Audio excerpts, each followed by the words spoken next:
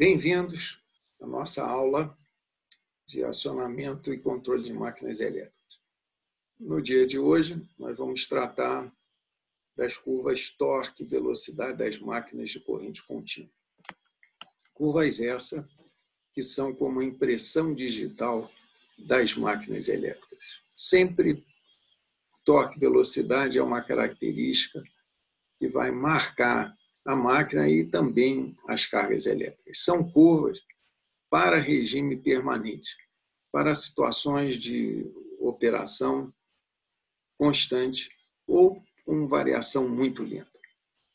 Pela experiência que nós temos, é mais fácil entender como é o comportamento das cargas respeitando diferentes características torque e velocidade. Por exemplo, num elevador, o torque independe da velocidade que o elevador está se locomovendo, desde que seja uma velocidade constante, digamos 1 metro por segundo ou 3 metros por segundo, o torque só vai depender da quantidade de passageiros embarcados naquela viagem. Existem outras cargas cujo torque é proporcional à velocidade. Alguns, essa proporcionalidade é como um expoente da velocidade, um ventilador. O torque é praticamente proporcional ao quadrado da velocidade. A força de restrição ao movimento de um veículo está relacionada com uma potência da velocidade próxima do quadrado. E existem outras cargas, e motores também, cuja característica de torque com velocidade é uma curva inversamente proporcional. Um exemplo de carga desse tipo é aquela promovida por frutas ou legumes dentro de um liquidificador. No momento em que se inicia a trituração, existe muita restrição ao movimento, a velocidade é baixa e o torque solicitado é elevado. Na medida em que aquela massa de frutas começa a se liquefazer, o torque solicitado é menor e as velocidades maiores. Além disso, desse quadrante torque-velocidade, é importante considerar que uma máquina, uma carga, pode estar operando em outros quadrantes do plano torque-velocidade. Vamos dizer, eu tenho um motor girando no sentido horário. Eu tenho torque e velocidade nesse sentido. Digamos, ambos positivos. Se esse mesmo motor, uma situação de regime permanente, está rodando no sentido oposto, eu tenho torque e velocidade com outro sinal e eu estou no terceiro quadrante. Se eu me encontro no primeiro quadrante e desejo frear, a velocidade não sofre variações bruscas, eu preciso aplicar um torque no sentido oposto ao do movimento. Então, eu estaria operando aqui no quarto quadrante. Você pode dizer, aqui tem um transitório. De fato, há um transitório, mas estamos admitindo que essas variações são suficientemente lentas para considerarmos vários pontos de operação ao longo de uma trajetória quase estável no quarto quadrante. Da mesma forma, se eu tenho um motor operando em sentido anti-horário e desejo freá-lo, eu sou obrigado a cair nessa região, onde a velocidade ainda continua no mesmo sentido, mas o torque muda de sinal. Para o caso específico dos motores de indução, que serão vistos na próxima aula, mas já adianto aqui, as curvas, a impressão digital do motor de indução, são curvas com esse jeitão, como se fosse crina de um cavalo. Essa velocidade, onde o torque é zero, é conhecida como velocidade síncrona. O motor de indução não produz torque na velocidade síncrona. Ele tem um determinado torque em velocidade zero, ou seja, ele consegue partir por si só. O que acontece com o motor de indução se eu mudo a sequência de fase? Mudar a sequência de fase, essa velocidade síncrona ela fica espelhada e passa para o lado oposto. De fato, toda a curva característica, torque-velocidade, ela fica simétrica em relação à origem, passa a ter essa forma. O que significa isso? Admitido que um transitório elétrico é muito mais rápido que o mecânico, digamos, se inicialmente o motor estava operando nesse ponto, com uma determinada velocidade positiva, se eu mudo a sequência de fase, ele passa a produzir um torque negativo, torque mudou de sinal, o que vai permitir a diminuição da velocidade, a frenagem. Chama a atenção que esse torque aqui é muito baixo, tá? Justamente no final dessa cauda, está se aproveitando do final da cauda. Portanto, esse método de frenagem, de reversão de sequência de fase, não é muito eficiente. Ele, em geral, vem acompanhado de elevadas correntes. Isso tudo será visto mais adiante em outros capítulos. Bem, dado essa introdução sobre a característica torque e velocidade, a importância dela, nós vamos nos ater agora, inicialmente, às máquinas de corrente contínua. O motor de corrente contínua, vamos, num primeiro momento, isso já foi matéria vista em outras disciplinas, mas recordar o caso de uma máquina de corrente contínua de excitação independente.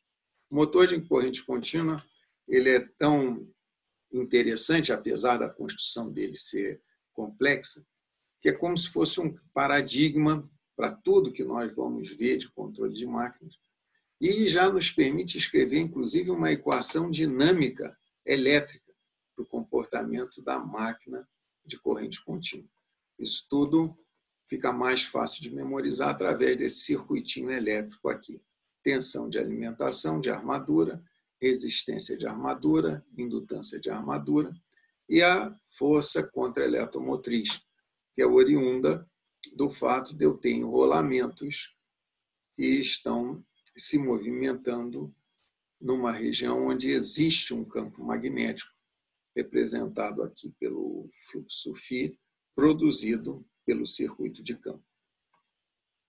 Bom, tensão de armadura é igual a resistência de armadura vezes a corrente de armadura, mais a queda na tensão, na indutância de armadura, que vai depender da variação de A sobre dt. Essa queda só vai existir em transitórios, em regime permanente.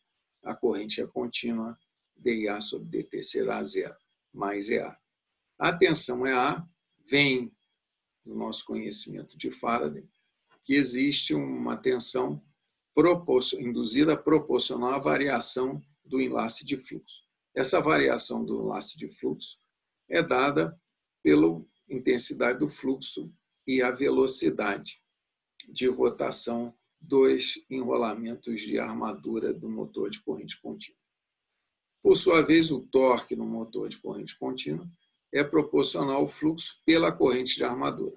Eu vejo aqui a interação da corrente de armadura com a corrente de campo. E o torque eletromagnético é oriundo do produto de corrente. No livro está demonstrado, e é uma dedução simples, baseada no fato de que a potência elétrica fornecida tem que ser igual à potência mecânica disponível no eixo, desprezada as perdas dentro desse modelo. Então, dentro dessas condições, K1 e K2 são iguais no modelo. Se houver alguma perda mecânica, essa perda mecânica é colocada após essa conversão eletromecânica de energia. Então, esse é o breve modelo de um motor de corrente contínua que permite resolver o circuito elétrico e ter a associação com a parte de torque. E torque é a variável que é comum ao eletricista e ao engenheiro mecânico. Essas características do motor também nos fazem entender o que é conhecido como enfraquecimento de campo. Isso é um conceito muito importante de ser entendido.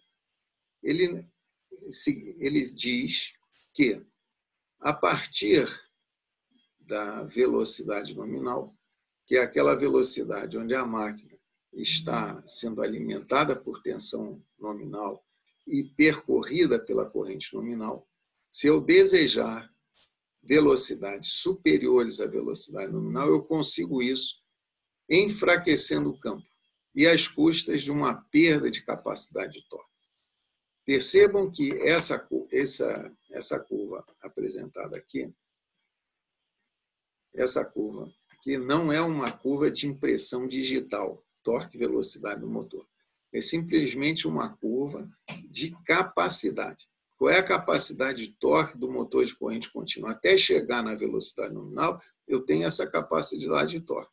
Eu posso operar em qualquer um desses pontos da região achurada. O que limita isso daqui? É fácil. Olha só, esse limite é dado pela corrente de armadura máxima, que é limitada pelo máximo de corrente que pode circular nos enrolamentos do motor, limitado pela dimensão do material, normalmente cobre, e pelo tipo de refrigeração. E o fluxo, que é dado pela excitação.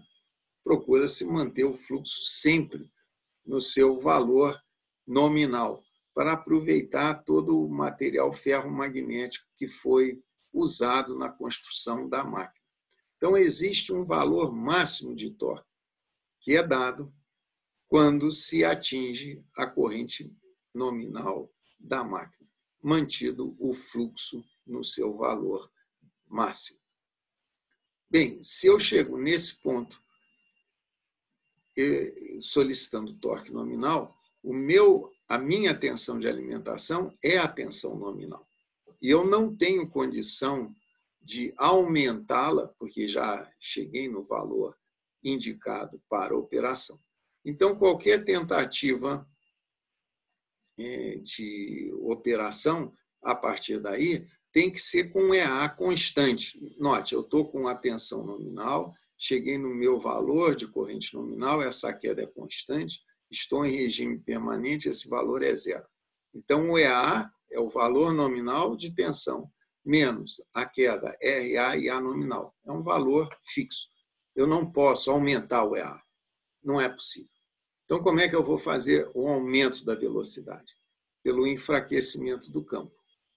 Mas qual é a perda que se tem ao enfraquecer o campo? Eu perco na capacidade de torque. Era impossível a gente ganhar de todos os lados. Então, é por isso que na região chamada região de enfraquecimento de campo ou região de potência disponível constante, eu aumento a velocidade, mas eu perco a capacidade de torque. As curvas características, aquela impressão digital da máquina de corrente contínua, podem ser determinadas facilmente a partir dessas equações, fazendo esse termo igual a zero, e são exercícios propostos. Vocês vão ver que as curvas torque e velocidade são retas paralelas na região de fluxo constante e de enfraquecimento de campo muda as inclinações. Também como exercício, está proposto determinar as características torque e velocidade para uma máquina de corrente contínua de excitação série, as chamadas máquinas universais. E o jeitão é muito parecido com aquela curva de torque da solicitação de um liquidificador. Não é à toa que muito liquidificador usa máquina como motor de corrente contínua de campo série, que me permite também ser alimentado em corrente alternada. Daí o nome universal. Isso são detalhes que estão descritos no livro, que são reforçados nos exercícios no final do livro e que vocês devem mergulhar para entender melhor. Então, eu agradeço a atenção na aula de hoje. Até a próxima e obrigado.